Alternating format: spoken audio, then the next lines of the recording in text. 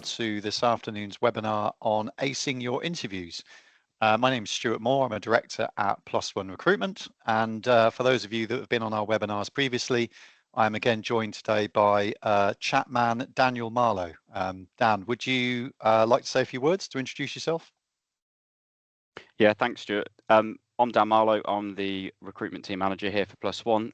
My job today is just going to be looking after everyone in the chat section of the webinar. If you have any questions, I will show you where to post them. I'll put a quick comment up on there. So if you want to wait to the end for any in-depth questions, or if anything that is pressing, feel free to put something in there. There'll be a short time at the end for a bit of a Q&A session. Perfect. Thanks very much, Dan. So yeah, just a couple of little bits of housekeeping before we start. As Dan mentioned, if you've got any questions during the webinar, because it's a 30-minute webinar, we don't have time to stop during the session. But as Dan mentioned, please pop any questions in the chat. We should hopefully have a little bit of time at the end for a brief Q&A. Just to let you know, we do always record the webinars to put them on our social channels afterwards. But don't worry, we do anonymize it, so your names and images aren't shown. So please don't worry about that. Okay, well, let's chat. Let's start. So we're going to be talking a little bit today about how you can ace your interview. So hopefully you're all here because you're going through a job application process at the moment, and you're either interviewing or you will be interviewing very soon. So what we're really going to be covering is, as the points here on the screen show, is how can you prepare thoroughly for an interview? What does that really look like? What do we mean by preparing? And how can you sort of sell yourself and make sure that you create a positive, lasting impression on the person interviewing you? So the reason we're doing this is, as you can imagine, as recruiters, we're involved in interviewing all the time. Not only interviewing people ourselves for putting forward to our clients for jobs, but also taking interview feedback on interviews that we arrange on behalf of our clients. And what always strikes us is how many people miss out some of the basics, even nowadays. And maybe on another day with a little bit of better prep, they might have had a much better chance of getting the job.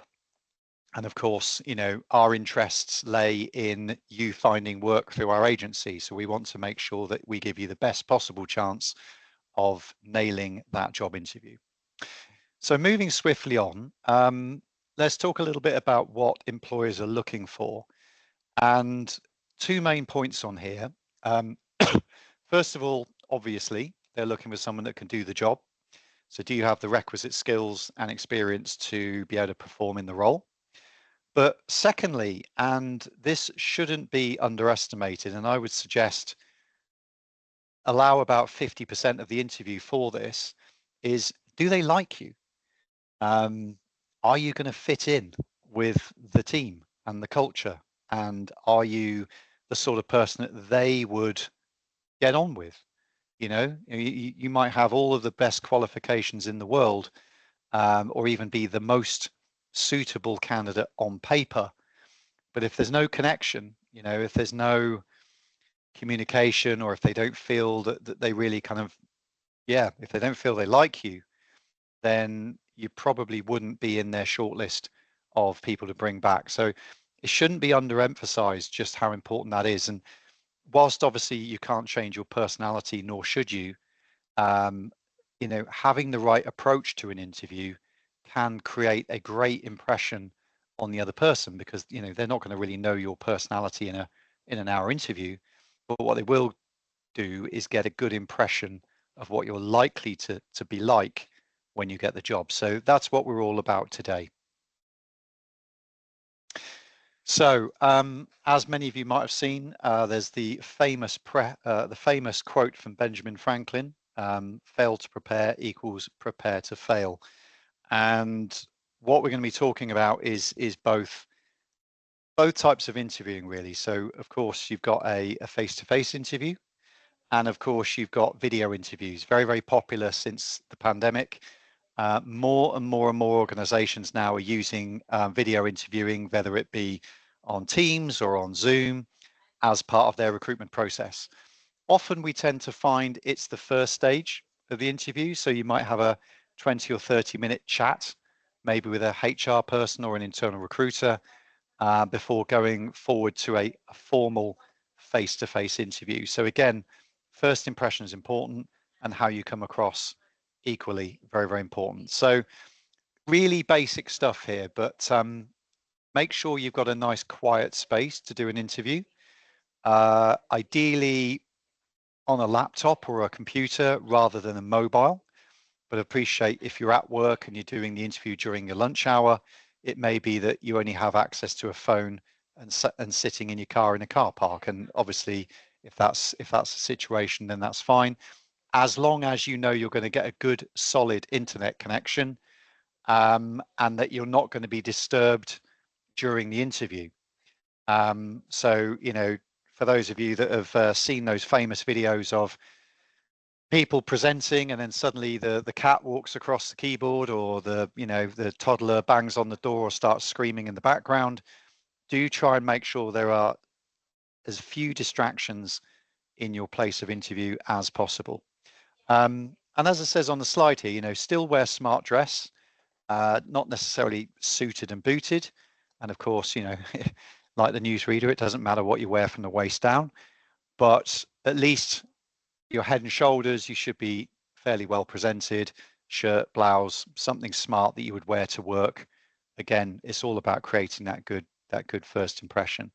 And on that note, whilst it's not easy to do on camera, still try and maintain eye contact with the person as best as possible, rather than sort of looking down or looking away to the screen, which could give the impression that you're distracted, or you know, maybe you're even scrolling on your mobile when you should be chatting. So there are some sort of basic manners in amongst all of this as well. So much the same for an in-person interview. You've got a little bit more to think about with an in-person interview, because you've got to not only make sure that you're presented well, and you know, that you've done a little bit of homework on the company, but you also have to make sure you know where you're going. And what we usually advocate is, if the business is reasonably local to where you live, perhaps do a drive-by or a quick recce of the location before you go on the interview, just to make sure there aren't any unexpected temporary roadworks, or that the sat nav is going to send you in the right direction and not send you somewhere else. All of those things that might cause you a huge amount of stress right before an interview that you could really do without. So well worth your while. Obviously, if you're commuting for the interview, then do make sure you give yourself a good half an hour at least of leeway, for all the above reasons. Again, you want to make sure you're nice and early, not too early. If you're any more than about 5 to 10 minutes before the interview, and let's say you turn up in reception half an hour before your interview is due to start, that can actually create quite a negative impression on the interviewer. It still shows a lack of timekeeping, even though you're technically early. And it can be a little annoying if the person has said, look, I'll meet you at 12, and you're sat in reception at 11:30, you know, and they then feel a little bit rushed to try and come down and meet you early. So 5 to 10 minutes is fine. Please remember, as it says on the slide, some basic hygiene rules. And again, we would go for a business suit or smart casual. If you do have a jacket, wear it. You can always take it off. And if it's raining where you are, as it is today, do take an umbrella, because the last thing you want to be doing is dripping like a wet dog when you walk into the reception area for the first time. So yeah, do think ahead a little bit and make sure you prep for that. So I mentioned a little while ago just now about doing a bit of homework. Now, everybody, I would suggest, over about the age of 12 probably has one of these in their pocket, and therefore there's not really an excuse not to have done some basic research on the company before you turn up for interview. Although I would say, even saying that quite a few people still, even today, don't do any online research of a business before turning up. I would suggest, given that we've all got an internet browser in our pockets, it's pretty inexcusable to not have done the basics. And think about the impression that that puts across to the interviewer when they're asking you, hey, what do you know about our company? And you'll go there going, oh, well, I think you do this, but I really don't know. You don't need to go into a chapter and verse. A casual read through the company's About Us page to learn a little bit of history about what they do and how they started is good. But I would also suggest you go a slight step further and have a look if they've got a news page, or have a look at their LinkedIn page. That will give you some idea of any recent big news articles about that company. So that could be anything from, a very well performing share price if they're a listed company, or it could be if they're a smaller business, they may have won a new contract. And again, this is all showing interest in them as an employer, and also shows that you've got a good attention to detail. So some job descriptions will actually have in the experience required good attention to detail. So here again, you are demonstrating that before you've even got the job. So something to think about. Also, who's the person interviewing you, or the people interviewing you? Hopefully you should know who you're meeting when you go to the interview. And again, if you've got access to their LinkedIn page, you can find those individuals on the company's page. So have a look at them, because bearing in mind, it's not the company that's hiring you, it's the person sat in front of you that's hiring you. So it's good to take a little bit of interest in them as an individual, because I'm sure you would expect them to take an interest in you. So think of it a little bit like going on a first date, in the respect of, you want to be asking a few questions about them to show interest, such as, how long have you been in the business, or, what's your experience of the company, what's your journey been like so far. Again, it doesn't need to be anything more than a sort of a surface level, small talk, bit of chit chat, but you'll probably be one of very few people that would have gone into that level of detail. So as a little tip for you for your next interview. So the interview itself normally starts with some introductions, and just to say, these rules would apply whether this be a video interview or an in-person interview. The interviewer, or a good interviewer, will usually try and settle your nerves a little bit by asking you some warm-up questions like, tell me a bit about your current situation and why you might be interested in this role. So that's quite a nice, easy one, because you can just be very honest, tell them a little bit about, what your situation is, and yeah, what interests you specifically about the vacancy itself. They'll then usually lead on to a series of specific questions. Sometimes it'll be fairly scripted because they're asking the same questions to a variety of different candidates. Other times it may be a little bit more ad hoc, but these are what I would call the typical interview questions.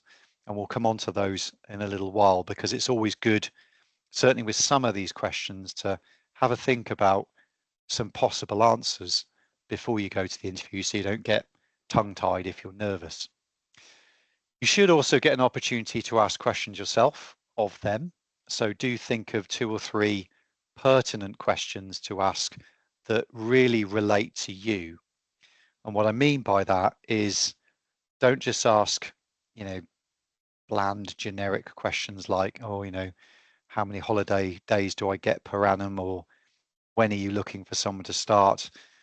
Think about what's important to you. It could be that you've read the job description, if there is one, or you've reread the advert before you've gone to the interview, but perhaps during the interview, they haven't really explained what an average day might look like. So that might be a nice interview question to ask, so if I got the job, perhaps tell me a little bit about what I would be doing day to day, what does the average day look like? And again, that's a nice open question, and it prompts conversation and gives you a chance to really kind of understand what you might be getting yourself into, good or bad, you know, before and it might also give you some follow-on questions based upon what they're saying to you. Usually the interview then closes, and if it's a first interview, it's again a good opportunity to ask whether there's a second stage, when you might be expecting to hear back from them.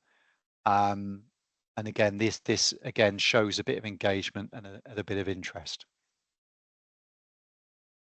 So here are some what I would call typical interview questions. Okay, these are the usual ones that I'm sure you've all been asked before. We've mentioned the why, and look, you know, I understand that that might not be a comfortable question. So if you've left a job under a bit of a cloud, let's say you were dismissed or you had an unpleasant experience in your previous employer and you don't really want to go into the nitty gritty, do think of something there that would give a sort of a credible, plausible reason as to why you're not in employment at the moment. Okay, I'm not suggesting you lie, because a good interviewer might, you know, press a little bit more and expose that, but just give some thought to how you would answer that question so that you're not making yourself feel uncomfortable. Why are you interested in this role? Well, why are you interested in this role? Please don't say it's because I need a job, because A, that's really obvious. That's why you're there. But you need to show a little bit more interest in the specifics of the role. So that could be, maybe if it's an entry-level role, you've got some ambitions of being in a more senior position that you feel this role could offer progression. It may be that you feel you're particularly suited to this position because you've got a few years experience and therefore you feel you can add value to this position. So do make it relevant to you, whatever you do here. The old chestnut, the Alan Sugar question, why should I hire you? Why do you think you may be suitable? Again, what are you good at? You know, and again, I appreciate for some people who maybe don't like shouting about themselves, or, you know, they might see it as boasting. This is the time to do it, okay? So if you're, I don't know, let's say if you're an accountant and you particularly enjoy dealing with certain aspects of the role that are in this role, highlight it. You know, say, look, I'm really, really good at putting together management accounts. In fact, my previous two managers have praised the detail and the explanations I put behind a set of accounts, and they found it very, very easy to follow. So I really think I could add value there. And I think I'm really good at that. It could be that you're particularly good on spreadsheets and the role is very data focused. It could be that you can't stop talking, a bit like me now. And it's a customer facing role and you enjoy speaking and meeting to people. Again, if there's relevance to the role, bring it in. It's all going to add more flavor to your application without you sounding too boasty, or hopefully you don't feel like you're overly showboating.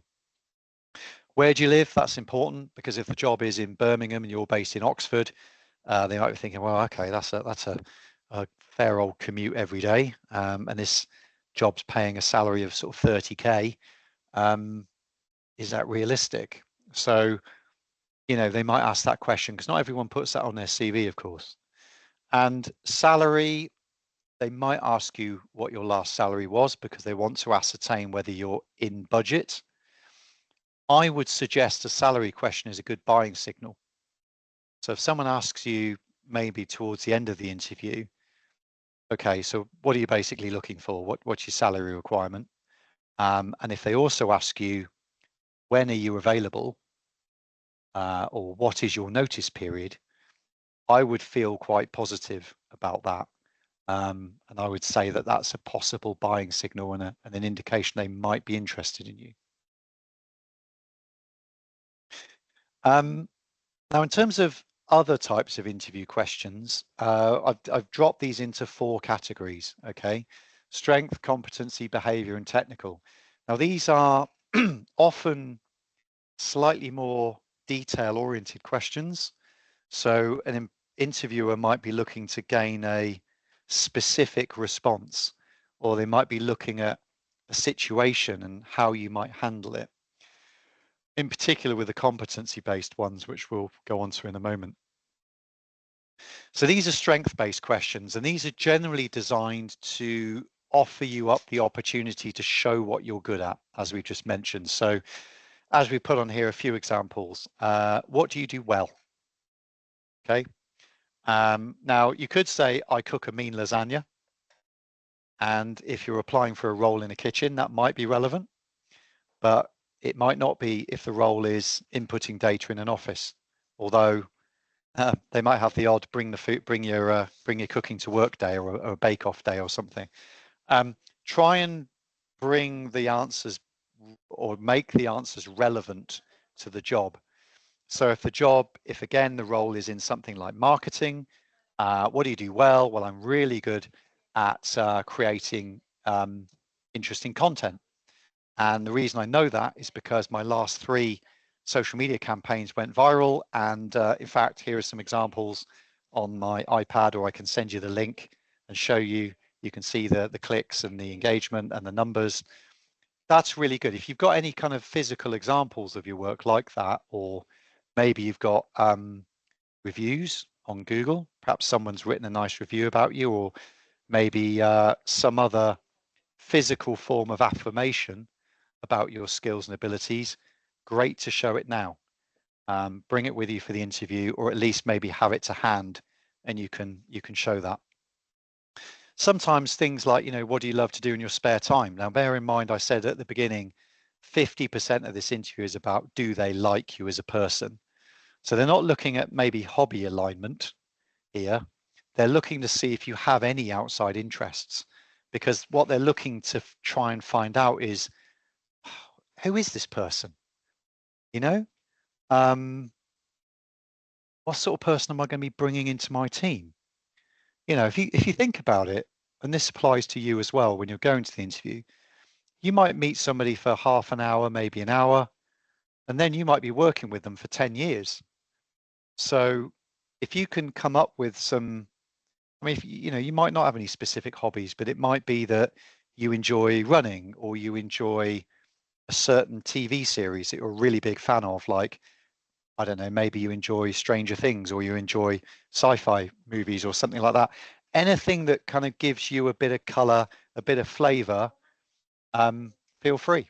Don't be embarrassed. If your hobby is train spotting or stamp collecting, I like fancy wargaming. You might be like, oh, well, maybe I don't want to say that because I might sound a bit geeky. You don't know. They might be a fellow enthusiast. But again, it shows a bit of color, a bit of personality. Competency-based questions are generally more common. You may have come across this term before, and these are really open questions that are designed to draw upon your actual life experience. Okay, so these are very, very difficult to practice for, because it will be questions a bit like the examples I've given here.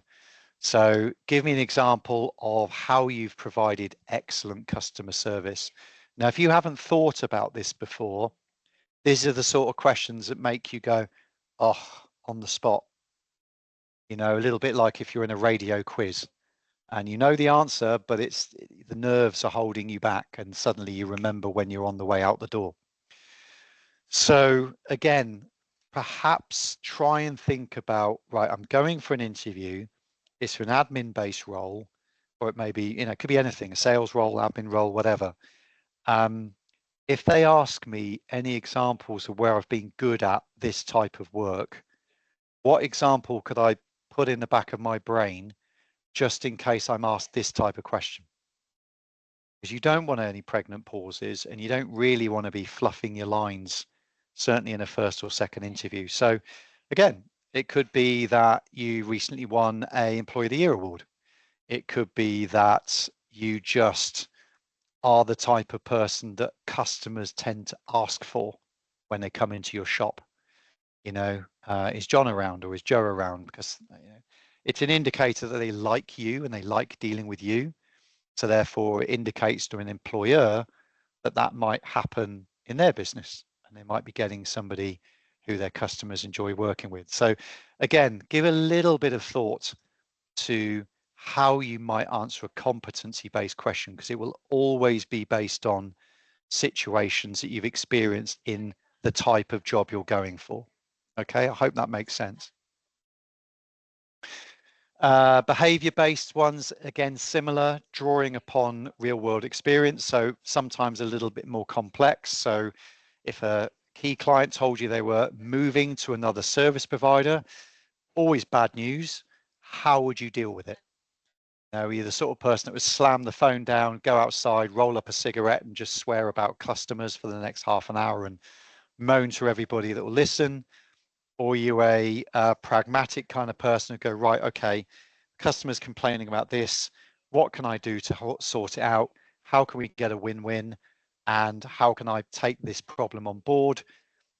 Yeah, how would I deal with it? And again, think about maybe one or two examples of where you've had to deal with adverse situations, because usually they're going to ask you about things that have gone wrong, or how you've dealt with challenges. And again, think about one or two answers you might be able to give if you're asked one of these types of questions.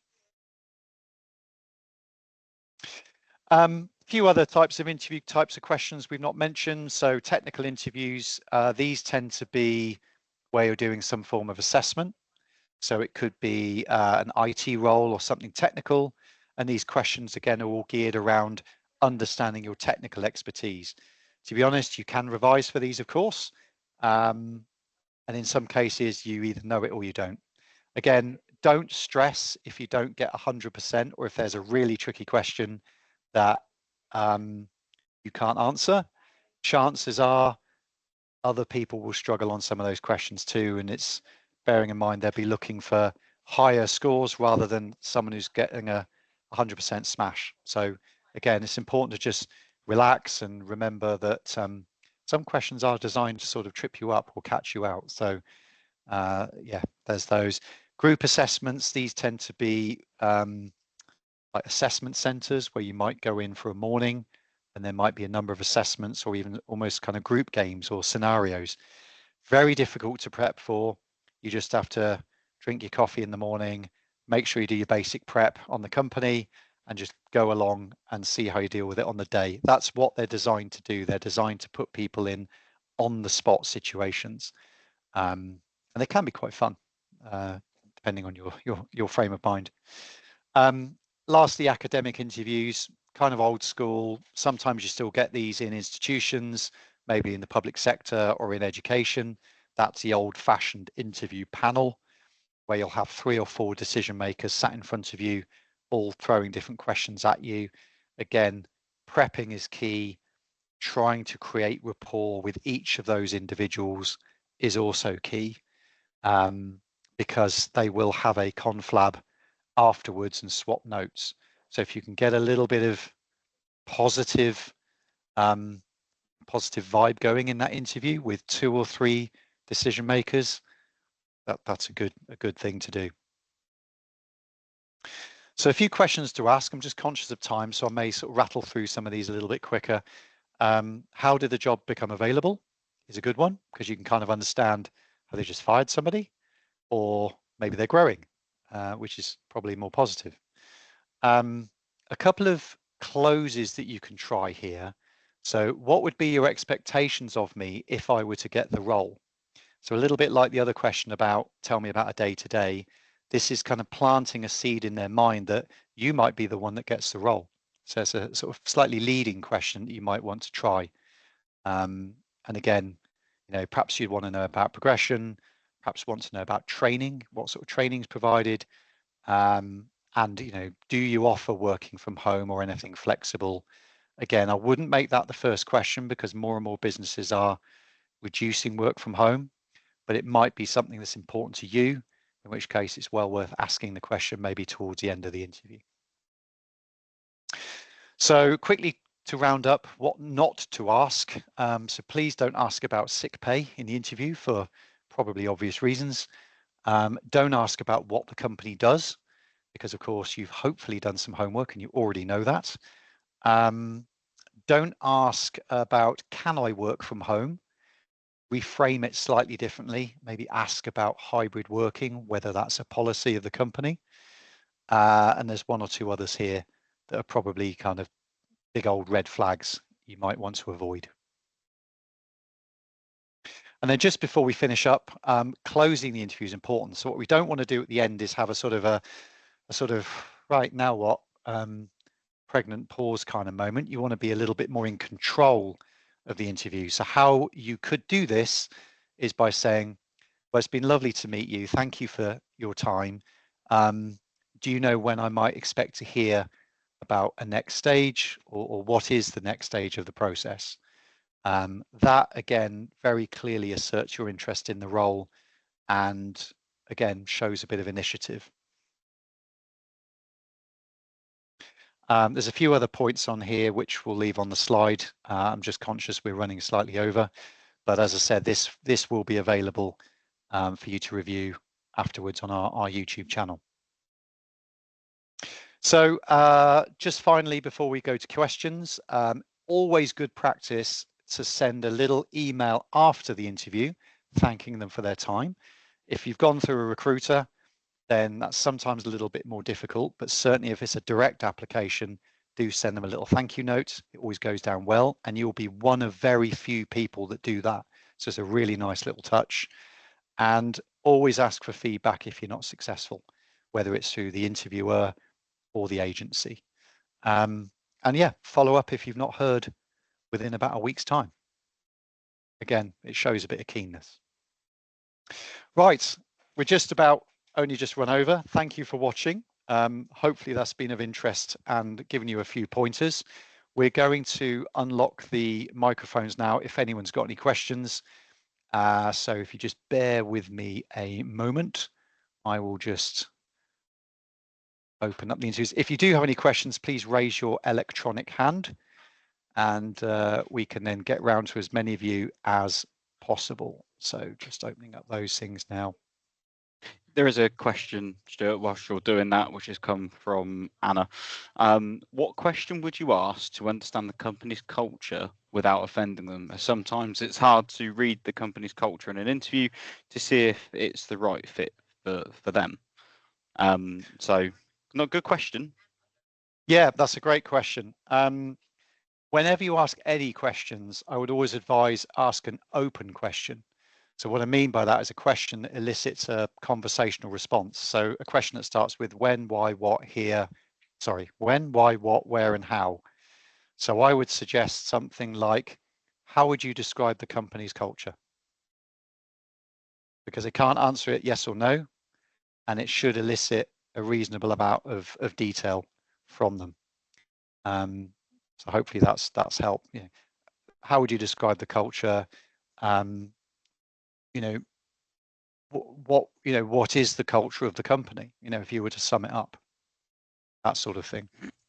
There's another one as well from Anna, which was, how can you tell if a company's looking to promote internally or if they've done external interviews before offering the job internally? So basically, how I think what the purpose of that is, how can you tell if there are internal interviews going on or not? I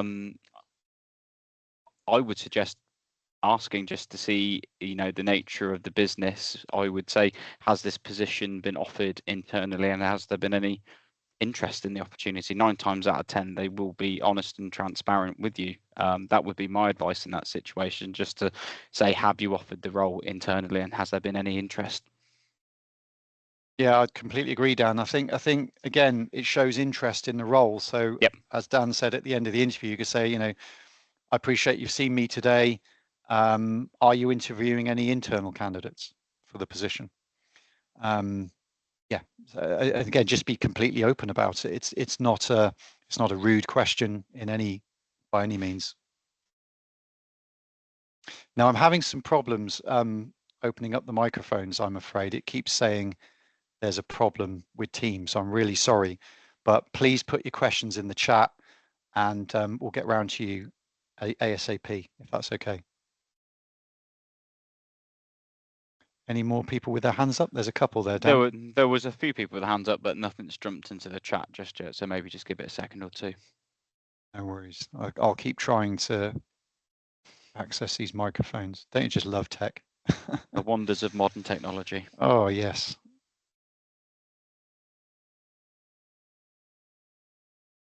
It's giving me the good old Microsoft, something went wrong. Duh. Really?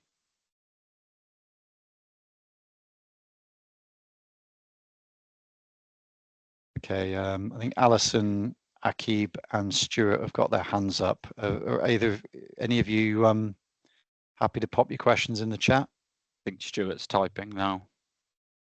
Cool.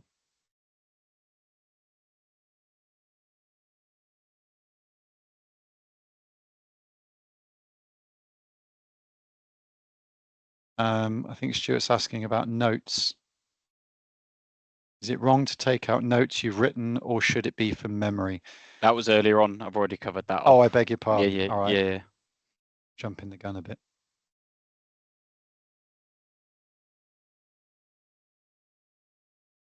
We'll allow a couple more minutes because obviously with the sound issues, it takes a bit longer to type them out. So hopefully you've all got some interviews coming up very soon. I know for a lot of people, the summer months have been a bit slow going. Trust us when we tell you that it's been the same for recruiters as well. It's been a slower few months, but yeah, we've had more inquiries in the last couple of weeks. So usually it takes a couple of weeks in September for things to get kind of start picking up again. So Stuart's asked, if you go to an interview and it all seems good and they come back to you and say you can apply for roles again, is it worth applying again if nothing has changed since you failed before? I would say yes, because there's no downside to doing that. Worst case scenario is you're rejected again, unfortunately. Best case scenario is they remember a positive interview from the last time and maybe you only narrowly missed out. So absolutely, you've got nothing to lose.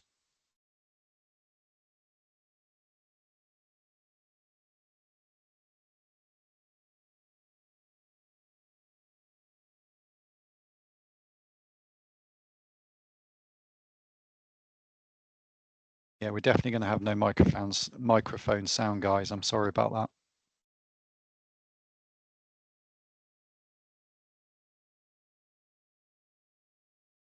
Shall send a strongly worded letter to the CEO of Microsoft. Not Sure, we've got Bill Gates on speed dial somewhere. Oh, you're showing your age, Dan. I don't think he's there anymore. He's too busy buying up farmland.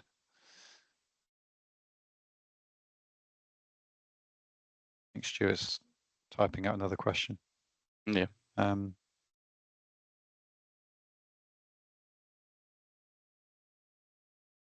Akib, you've got your hand up. Is there anything you would like to know before we wrap up? Stuart said, but if I failed before and nothing has changed, how can I impress them? Also, if they come back and say you're negative or dull, where do you stand?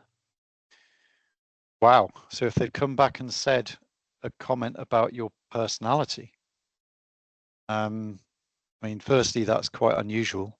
I don't think many businesses are that candid. I think if that's the genuine feedback you've received, bearing in mind, as I said earlier in the presentation, that 50% of the interview is about whether they feel they can, build a relationship with you personally, I would suggest in that instance it's probably not worth trying again because they've already made that judgment of you. And if it's the same person, they're unlikely to change their mind, unfortunately. So yeah, maybe give that one a miss second time round. Sorry to hear that. Anna's asked, is it okay to discuss reasonable work adjustments in an interview? Good question. That's a tough one because I'm assuming we're talking about a disability. Now, obviously, legally, companies can't discriminate against disabilities, but what is written is often different to what is said and what is heard. I would probably save that one for either a final interview or perhaps even after you've received a job offer. I mean, I guess sort of sometimes in these situations, common sense prevails. Obviously, I don't know you and I don't know what that adjustment might look like. But let's say, for example, you're a wheelchair user and you've done an online interview, a video interview, and upon checking out the company, they're in an old building that's got flights of stairs that you're not sure is going to be fully accessible. It might be then something to ask in a later interview. If it's relatively, I don't want to say minor, but let's say something that a lot of people, even in everyday office jobs, for example, like something like dyslexia or maybe something like that can be adjusted just by simply putting some software on your computer, I'm not sure it's even worth mentioning. As I said, I think it would be an individual something to think about depending on what sort of adjustment is required. I would probably refrain from really highlighting it in a first interview for sort of, I guess, obvious concerns about discrimination. I'm not sure if that really helped or not. Hopefully it did. Okay, one more question before we wrap up. Anybody got one more question? Stuart was continuing on from his previous one, as if you are of an age, can the employer ignore you despite your obvious experience? Well, much like the answer to Anna's question, legally, no. They can't ignore you. The age discrimination is a thing, of course. I'd suggest it doesn't happen as often as people think. Certainly in our experience, we place candidates of all ages into roles. I think if you've got a strong CV that is relevant for the role, it shouldn't be a barrier. Yeah, I think the vast majority of employers are well over most discrimination issues nowadays, and I'd be surprised if that was an issue. If it is, maybe you don't want to work for that company. Okay, guys. Well, look, thank you again for your time. As I said, we'll be putting this out later on our social channels so you can rewatch it back to your heart's content. We hope you got something out of it, and we will be running our third and final webinar in the series in a couple of weeks' time. And that is all about how to get the most out of your relationship with recruiters. So how can you find a job through a recruitment agency and give yourself the best chance? So good luck with all your applications you've currently got going, and goodbye for now.